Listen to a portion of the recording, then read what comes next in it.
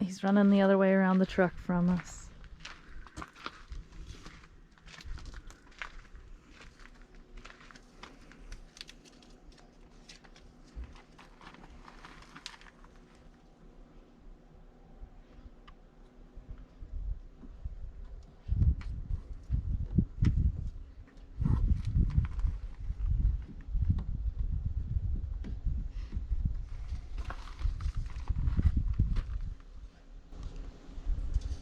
Hey guys, welcome to the homestead. So, as you can see, Dodgie's back from paint. Well, mostly.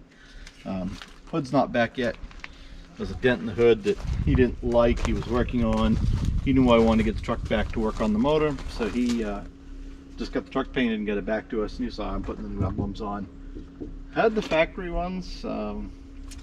These on eBay are $29, so I'm going to go with those for now. If they don't hold up well, I'll change them later, but they had the adhesive all on them, easy to do. We're still looking for the stripping that goes on there. LMC is currently back ordered on it, so we'll keep our eye on that and get that. But yeah, we got the windows all back in it. Sue started cleaning the interior. Kind of amazing. She took the steam cleaner to this one seat, and it's probably kind of hard for you guys to see on camera, but this seat's actually light gray now. It used to be brown. There was a clean spot in the middle where she did it originally in Florida, and then she took a steam cleaner to it. So she'll finish the whole interior. The engine's done. Like I said, the truck for the most part is done. Gotta get the hood back. The bumpers are all on. We put the new, it's kind of warm. It's like 90 something degrees out. It's finally a sunny day in Maine. Put the new power driven diesel ported head on. We've got the new injection pump on. We've been playing with a few things. We weren't building boost like we thought we should be.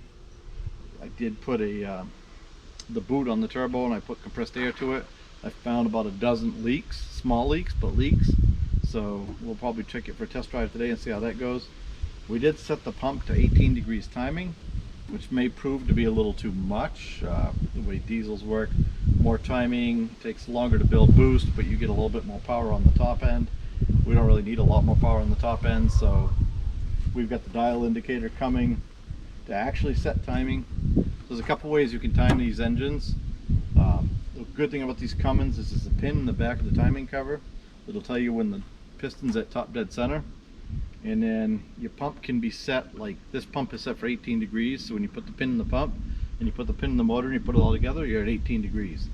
But the right way to do it, the best way, is you put a dial indicator in the plunger on the injection pump on cylinder 1, and you roll it back until there's no movement in the thing, and you roll it forward till you get the right amount of lift you want for the timing you want, and then you loosen the nut, break the thing free. You roll the motor back to top dead center and lock it all down. So we'll bring you that. It's a whole nother video, but you guys can walk around and see. She's a little dirty. We took it down the road a couple times for a test drive, but yeah, you can see we got a little darker gray than Dodge had on that year, because I didn't really like the real chromy looking gray. Got the back window all tinted and in. Tailgate's all done.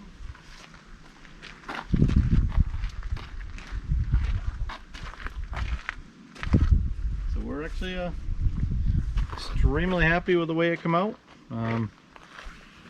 Yeah, excited to get it finished up, get the motor tuned in exactly where we want it. The goal with the motor, of course, is to get it to be as fuel efficient as we can to a point.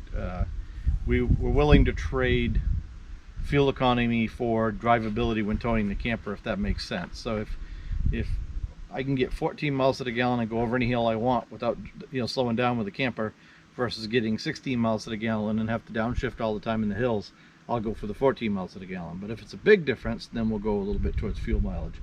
But we really got to tune a lot of the smoke out of it. But we got to get the boost right first. So yeah, that's where we're at. Maybe we'll bring you along for a test drive, but we just figured we'd bring you back and give you an update and tell you that the Dodge is basically done.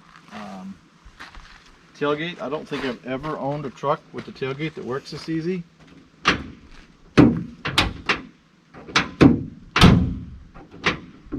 That's just amazing to me. This is the body we found in Florida. Oh, another video. You guys will see that later, but we're gonna try this bad boy out. This is going in the camper, so we'll have a portable pellet smoker. But yeah, anyways, super excited with how the tailgate works. And the doors fit real good. We got Sue and I spent probably 3/4 of a day on these doors.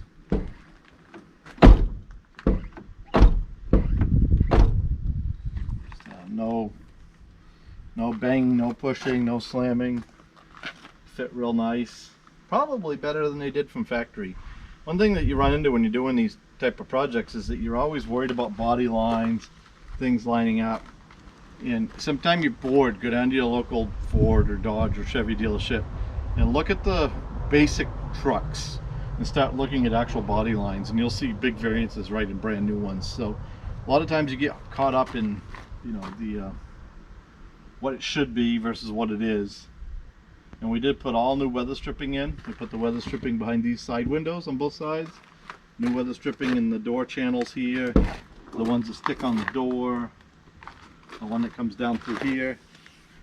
What's kind of cool about it is you can go to LMC truck and probably a lot of other places. You can get all those little parts you need to really put it together. It's a very quiet, tight truck now. It's actually kind of amazing for as old as it is, how quiet it is going down the road. And no rattles, no whistles, no bangs. So just a real comfortable ride. Yeah, I think that's it. I can't really babble much more. You guys can walk around it one more time if you want, but that's the old Dodgy Dodge.